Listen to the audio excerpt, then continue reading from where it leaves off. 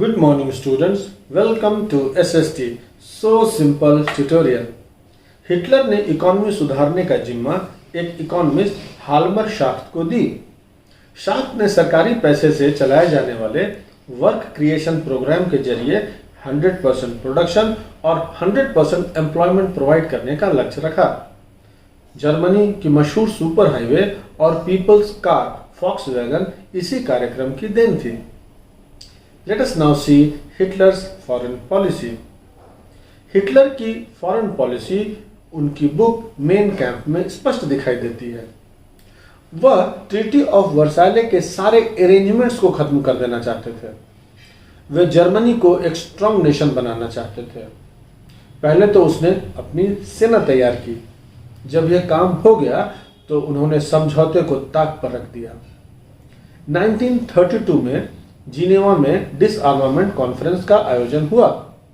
इस कॉन्फ्रेंस में हिटलर ने प्रस्ताव रखा कि अन्य देशों की तरह उन्हें भी आर्म्स रखने का अधिकार मिले या सभी देशों को समान रूप से डिसआर्मामेंट का पालन करना चाहिए। फ्रांस ने इस प्रस्ताव का विरोध किया, इसीलिए 1933 में उसने लीग ऑफ नेशन से पल्ला झाड़ लिया। ट्रीटी ऑफ वर्साइले में राइनलैंड को डीमिलिटराइज्ड जोन घोषित कर दिया गया था। 1936 में हिटलर ने अपनी सेना भेजकर राइनलैंड पर दोबारा अपना अधिकार कर लिया।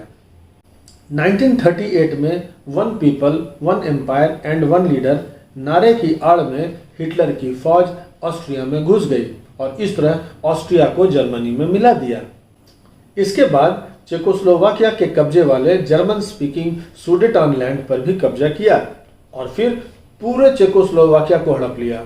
सरकारी बजट घाटे में चल रहा था और जब हिटलर ने सेना और हथियारों में खर्च करना शुरू किया तो शाफ्ट ने उन्हें ऐसा न करने की सलाह दी, तो हिटलर ने शाफ्ट को ही हटा दिया। हिटलर ने इकोनॉमिक क्राइसिस से निकलने के लिए युद्ध का रास्ता चुना। वह अपने टेरिटरी को एक्सपैंड करके ज्यादा से ज्यादा रिसोर्स इकट्ठा करना चाहता था। इसी लक्ष्य को ध्यान में रखते हुए सितंबर 1939 में उसने पोलैंड पर हमला कर दिया। इसी वजह से फ्रांस और इंग्लैंड के साथ भी युद्ध शुरू हो गया।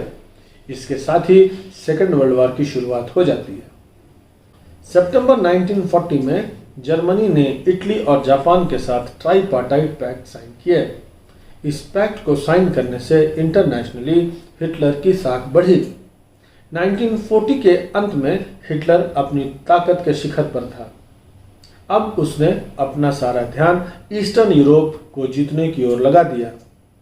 वह जर्मनी की जनता के लिए संसाधन और रहने की जगह का इंतजाम करना चाहता था। जून 1940 उसने सोवियत यूनियन पर हमला कर दिया। इस तरह हिटलर ने दो तरफ मोर्चा खोल दिया।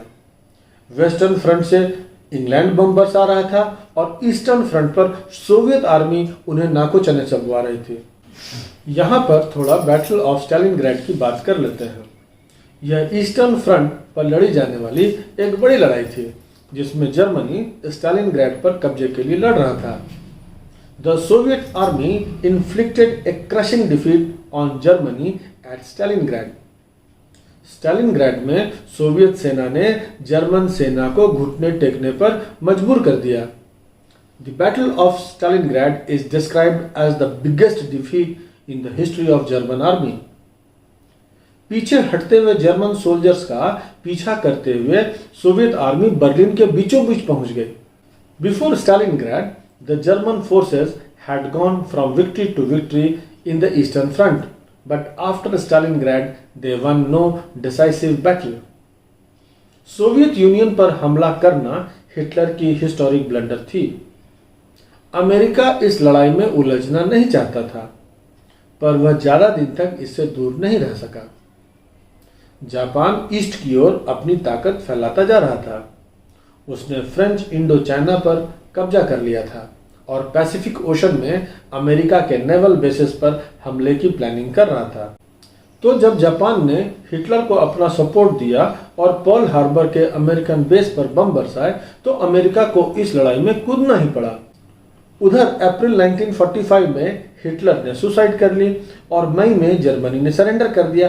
और इधर अमेरिका ने 6 और 9 अगस्त को हिरोशिमा और नागासाकी शहर में एटम बम बरसा दिया। जापान में अब लड़ाई लड़ने की ताकत नहीं बची, उसने भी सरेंडर कर दिया। इस तरह सेकेंड वर्ल्ड वॉर खत्म हुआ। तो ये थी सेकेंड वर्ल्ड वॉर की एक झलक। पर इस वॉर के दौरान जर्मनी ने जो जुल्म ढाया, याद कीजिए पहली वीडियो को जिसमें जीनोसाइडल वॉर की बात हुई थी, वो तो अभी बाकी है। तो आज इतना ही, ये सब अगले वीडियो में देखेंगे। Till than happy reading, thank you.